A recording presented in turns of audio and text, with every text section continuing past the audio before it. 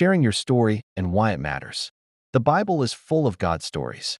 Abraham, Moses, and David are some notable men from the Old Testament, whose stories we get told as children to teach and inspire us about God's faithfulness. The New Testament is full of these stories too.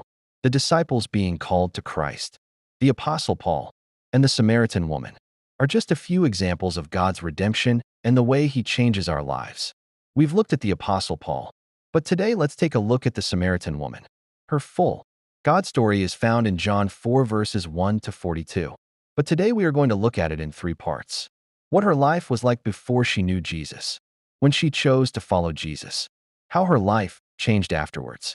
Her life before Christ was her trying to fill that void inside her with men. She had had 5 husbands and was living with a man she wasn't married to.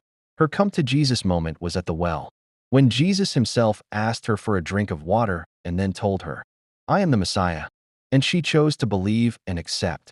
After her encounter with Jesus at the well, her life changed and she found forgiveness.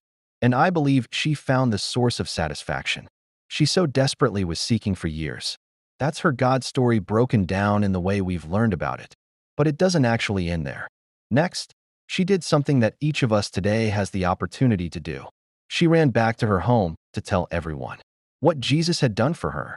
We know from the scripture that many people from her home chose to believe in Jesus that day, in large part because she was willing to tell her God story to them. The Bible is full of examples of God's faithfulness to His people, and when we read about them, we not only see the character of God, we get to be encouraged and hope that God is still doing that today in our lives and in the lives of people around us. When you tell your God story and share it with people around you, you are able to act in obedience to God as well as to present your life as a living sacrifice for the glory of God. I don't know how God will use you in your story, but I truly believe that God can use your story to inspire, teach, defend, and ultimately reach the people around you. God is in the business of using His people to accomplish His purposes, and I want to invite you to be a part of that today by sharing your God story whenever you can. Today's challenge: share your God story with someone you know this week and allow God to use your story to encourage, inspire, and draw people to Him. https://bible.com/bible/3345/jhn.ford7-10.lsb